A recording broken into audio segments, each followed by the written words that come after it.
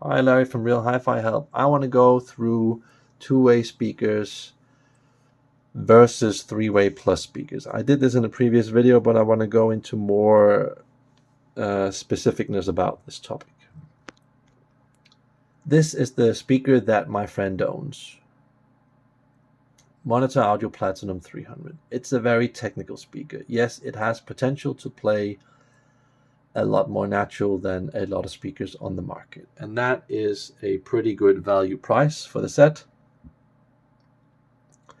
And yeah, you can get a lot of different levels of good sound, different levels of technicality, different levels of naturality. This is a very competent speaker, especially in terms of nuance and variety. This is not my type of sound. Notice that this is a very technical type of speaker. So on top of that problem, you have to connect it with amplifiers that typically also can drive these, that also are on the more technical side. They aren't so natural in sound as the ones that I prefer. So yeah, that's the problem with that type of speaker. This is the type of speaker that I have, A&E model, and it does a lot of good things. Maybe the best speaker in the world in terms of value and top sound combined. I think so. That this is why I called it the best speaker in the world on my channel. There are about 18 different versions of this A&E model, and then there's the limited new version and models below this. This type of good quality sound starts at a good price at around 5,000 US dollars in the year of 2025. You're getting a hell of a lot of value. Now, you could go up and down, get a lot more performance. I get that. You could also go the Daniel Hertz route. I haven't heard this speaker, but I've heard from people that this is very similar to the audio note sound. And yeah, it will. I think that people that like the audio note sound, that want a speaker that's away from the wall, that looks different, has only one driver. I think that in some way, if you want the audio note sound to fit a different type of room that is a lot bigger, and you can have it away from the wall, back wall, side wall, whatever you call it, I think this is a good alternative. I haven't heard it myself, but I've heard from a lot of people that visited the shows and visited Mark Levinson that this is one of those speakers. But yeah, again, we start to enter a market of design. And I feel Mark Levinson is a bit like Steve Jobs from Apple, that it's very much a design type of brand, a very niche cult type of following. So I feel that if I wasn't into audio note, I would probably be into something like this or Shindo or whatever. So I'm saying this is a good alternative to audio note if you want the qualities that audio note have with their speakers. So quick look at this list: audio note type of sound, nuance, variety, taste, texture, tone, musicality, meaning, relevancy. And only in the end, with three-way plus design speakers, do I feel that you actually are getting the taste, texture, tone, and then at the very, very end, the meaning and the relevancy. This here is super important for me: meaning and relevancy. This means that I can play a lot of simple recordings and have it sound meaningful without having a super recording, without having technicality telling the story of the sound. Yes, audio note still has a lot of technical skills, definitely compared to most British gear that's out there. I would say that it's a lot better technically than a lot of that British gear that you can get out on the market. But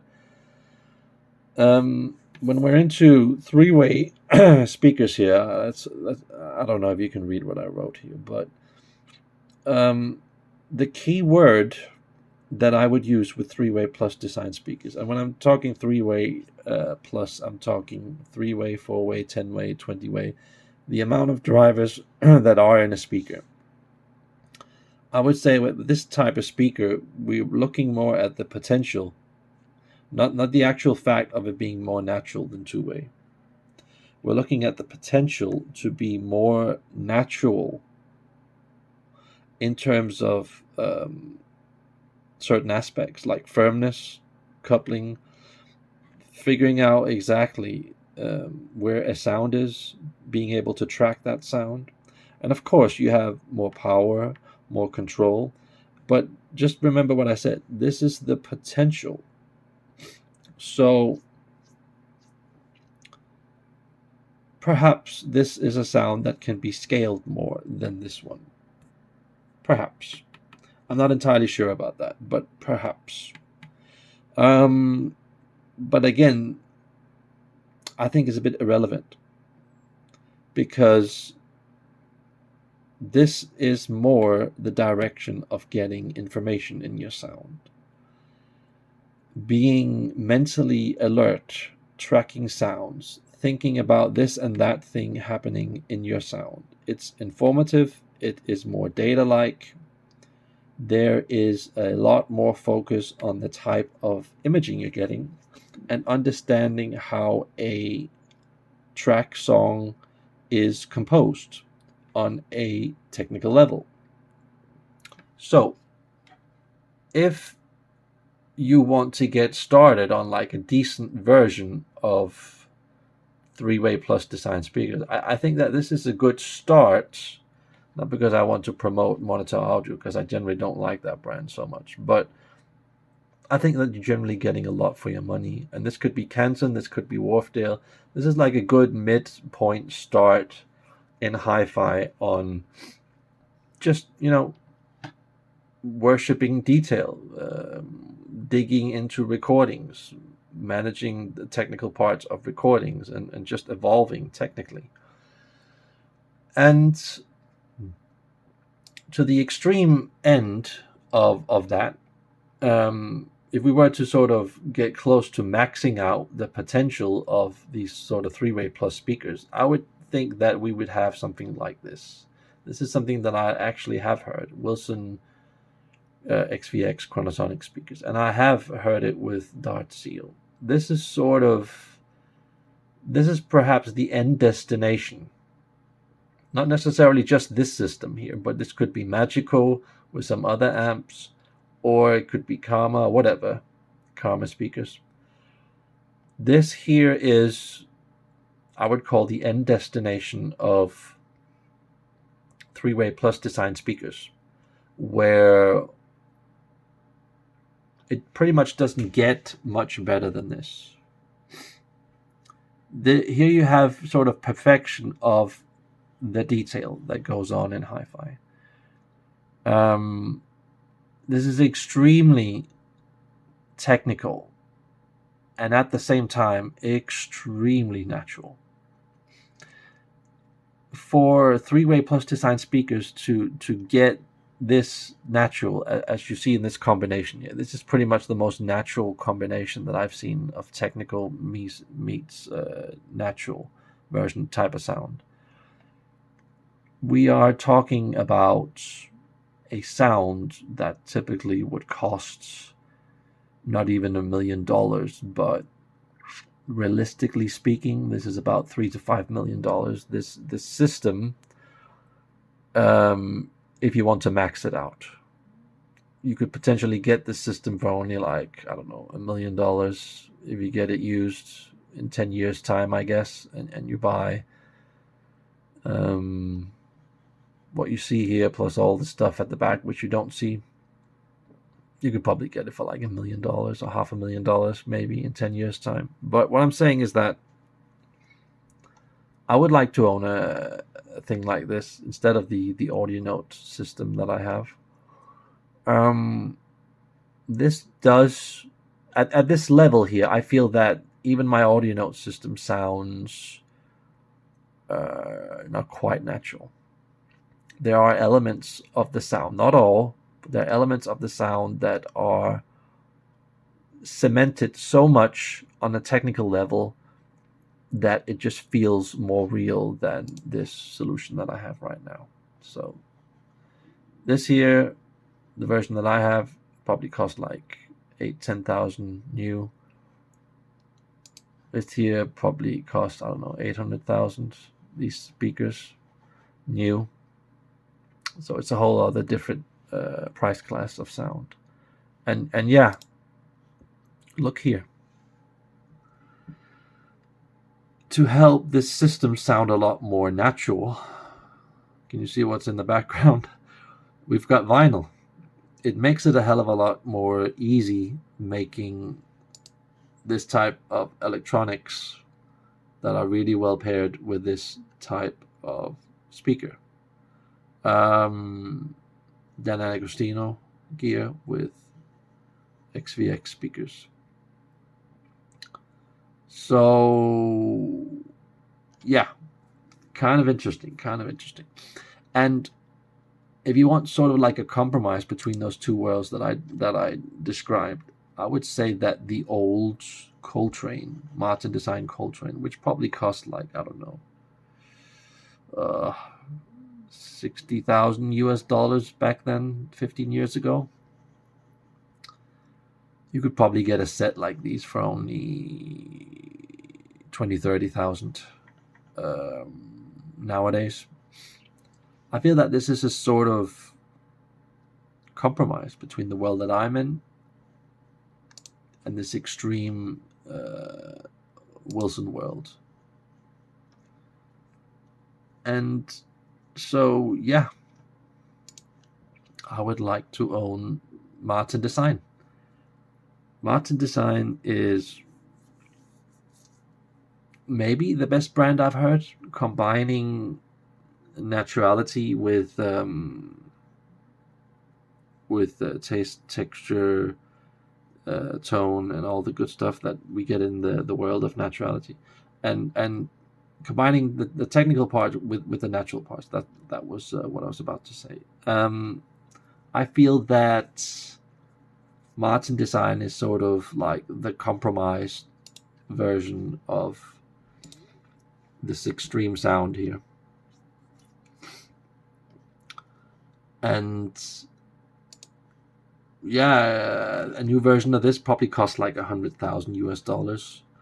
And it's of course better than the older versions, more integrated, more developed in sound, more nuanced, more variety, less of a extreme technical view and more of a integrated, let's just take the newer version here, more of an integrated higher end sound.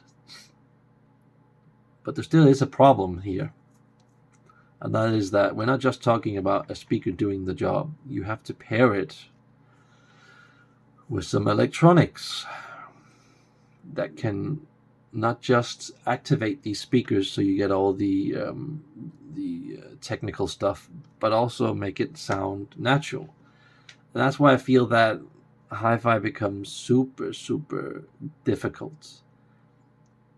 I almost don't know any electronics out there costing less than $100,000 for power amps as a set and preamps included, so you fully get what these things offer while it being fully extremely technical and extremely natural, and it beating this type of sound on all parts of the sound. I don't know of an amplifier that can do that job for less money than $100,000. So I think that's a sort of like a huge problem we have in this world.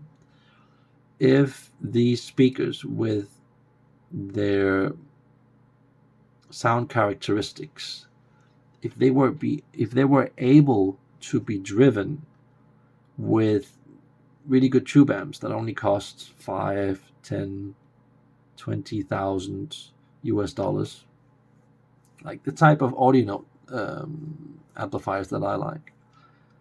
I think that this hi-fi world would be very different.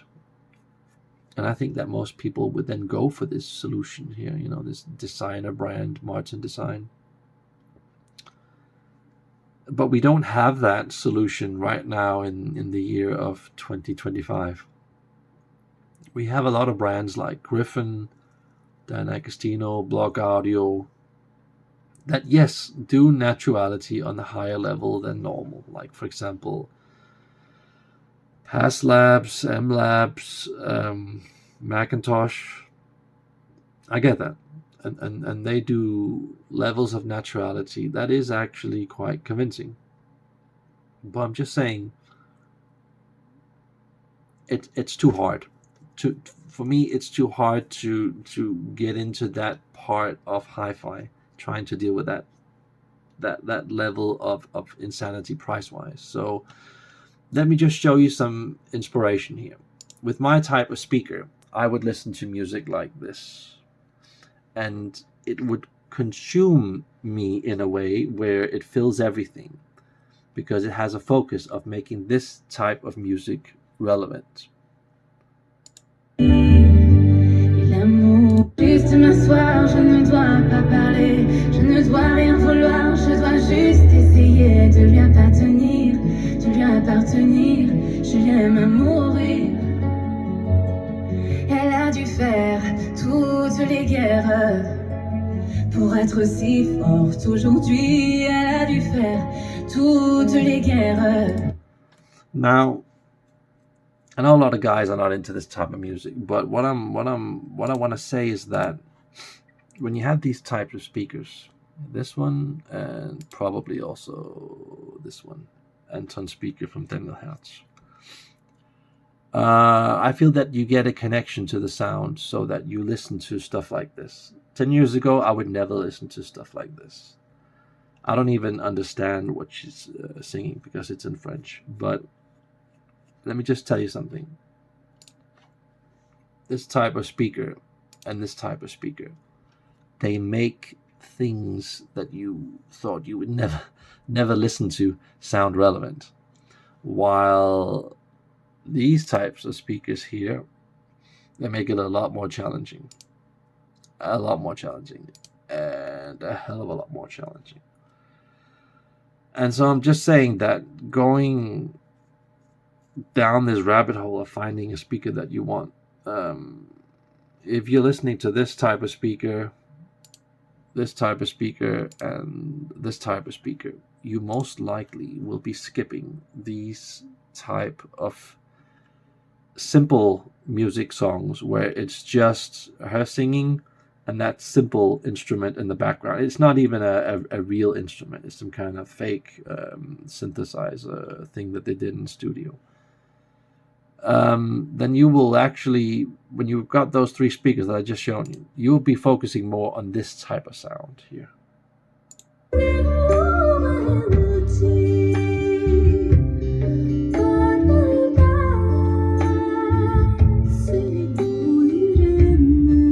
Notice the change from her singing to the drums. This is pure effects type of music. Monitor audio type of speakers like this type of music.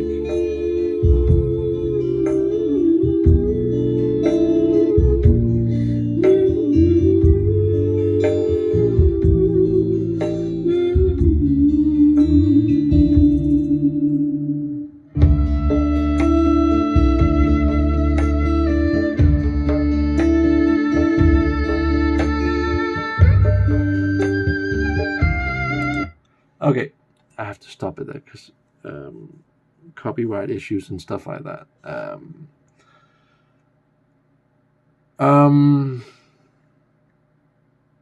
That's what you focus on. This song that I just played for you guys, you will be consumed by songs like that when you own a speaker like this, and a speaker like this, and a speaker like this. Sure, once you get up to this level here, and definitely up here, and it's fully under control. Sure, you will go back to, let's just see, this type of sound here. And you might even, especially on the Wilson one, you'll be very focused on these types of sounds here, very technically very well recorded sound, very natural, and it can make it sound relevant. But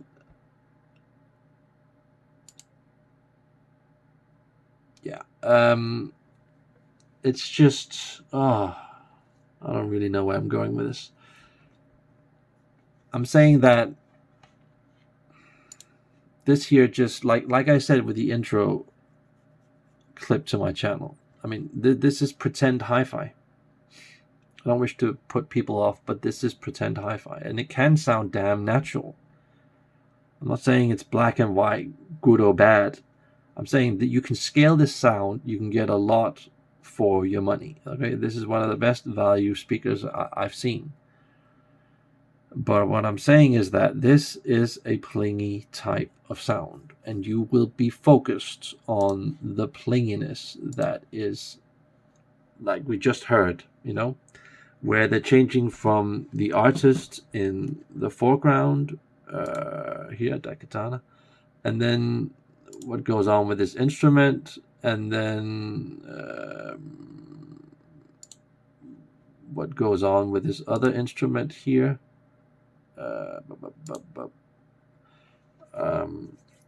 You'll be focusing on sounds, tracking sounds. It will be sort of like an obsession. And I feel that, especially when you start to introduce the more normal type of streamers, when you get into Raspberry Pi type of stuff, when you get Eversolo streamer and stuff like that, you will be focused on plingy detail, information here and there, and so and so. It's to me, that's really frustrating, and let me tell you why. Because if you're not fully in control of your system, which pretty much nobody are that have these type of speakers, I mean, let's just be honest about that. Most people that have these type of speakers, they have a really bad baseline, and this type of speaker would have more of a plasticky sound than when you hear them at my friend's place, and they would have a bass reaction that is more boomy, and you get this dissected feel that everything is just pulled apart. Now at his level where he is at, of course it sounds at least 5-10 times better than the normal stores that you hear this at. But what I'm saying to you is that, like I said in the other video, you have to think going forward. Do you want to deal with this world of sound where it's a sort of challenge on many levels, on exploring technical detail and hitting it later on at a level where it then later on can sound so natural that you then want to keep the speaker forever and ever and ever?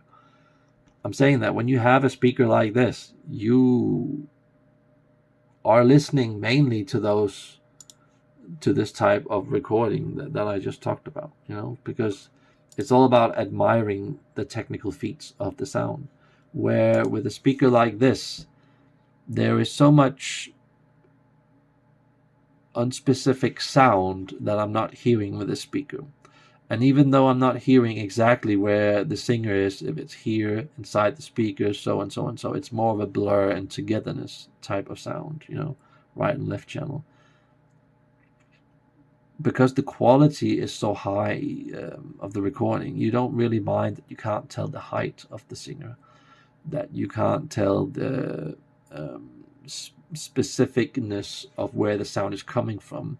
And when there's some kind of a tap dancing track, the fact that you can't tell exactly where they are on the stage and the exact movements, you don't really become introverted.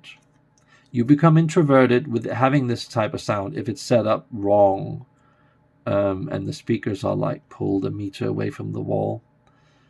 Then it becomes obvious that this is a limited old daddy sound. But once you fully lock these in how they're supposed to be used and you have the right gear, time sort of disappears and you get a sort of admiration of color in a way that isn't done at the lower levels, where everything is murky and veiled and one in a generalized way. You get a sort of palette of colors within the color, and again, this just sounds relevant from such an early stage, from when you just get it to when you have it at its mid stage to maybe at the end, the last couple of years where you have the speaker. I feel that you're constantly connected to it, and it has some human character that can make you turn off your brain. And I just feel that when I'm at my friend's place and I'm listening to this, there's so many times, even at his extreme level, where I can't turn off my brain. I can't fully be in the moment and live to wait for the playlist to change to the next song and then just wow me and wow me and wow me. I'm constantly in this mode of tracking detail, finding out like, ooh, I can get this bass now. I can do this to the texture. I can do this and this and this. I can put this cable in and then it does this and this and that. This is sort of like an obsession in hi-fi. And I feel that in order for this to go away and become like natural, so you can sort of turn off your brain, I'm sorry to say it, but you need this class of speaker. Not necessarily Martin design, but typically a speaker that is, I would say, 100,000 plus in price. Sure, it could be potentially a Focal, a Sonus Faber, or whatever, but they don't even do that for me. I mean, they aren't at the level of this type of speaker for me personally. And Karma speakers, sure, the rare edition that Jay from Jay's Audiolab had, I would probably put it around this level here. That Sonus Faber speaker that he had, I had like a really special one, and I heard that speaker. That's probably around this level. I can't remember the price of that speaker, but I would just guess that we're up in a higher price area than this one. That we're closer up to around the double of what this costs. So that's what I want to tell you guys. And let me just tell you another story here. Can you see these monoblocks that I have here? I haven't used that for about a year. 2 monoblocks there and a preamp and the power supply for it. That stuff has sound quality that is probably half of that. Okay, I can move that in many different levels, up and down. That's, by the way, for sale if you guys want to buy it. That type of stuff I just don't listen to anymore. It can do power, it can do control a lot better than that. But let me tell you something. The quality of that power and control doesn't even get close to this here. So even though that's 8 watts Class A, the quality of sound on these speakers is so much more appealing than hearing this thing here do some kind of dynamic, hard to do technical track on these speakers. Okay, and this is 300 watt Class AB. This is the type of sound that you would buy randomly in the stores, costing 10,000-15,000 US dollars. This is the standard of the market, what they're selling you. This quality of sound. It will impress a lot of people. it will do a lot of interesting stuff. And yes, it also has color and artistic feel and all kinds of stuff that is to some degree more close to the 20 to 25,000 US dollar gear. But let me just say that even though this has some really expensive parts in it, it just doesn't play substance like this amp does, or this Denon amp does, or this 300B amp does. And I'm just saying that's one of the biggest problems of having three-way plus design speakers. This is the type of gear that is on the market that you can use mostly, that you can afford. Okay? I'm not talking about the Griffin, I'm not talking about the Dan Agostino top models and Block Audio and Spectral and Negra and that finer gear, you know. This is the stuff that you can reach for, that is within your grasp. This could potentially be an old Mark Levinson Krell amp or whatever, musical fidelity or whatever. I would say that comes pretty close to this type of stuff. This could even be some kind of, I would say, 10-year-old set of PS Audio type of sound, you know? And I'm just saying that that personality type of problem that this has, you then also have to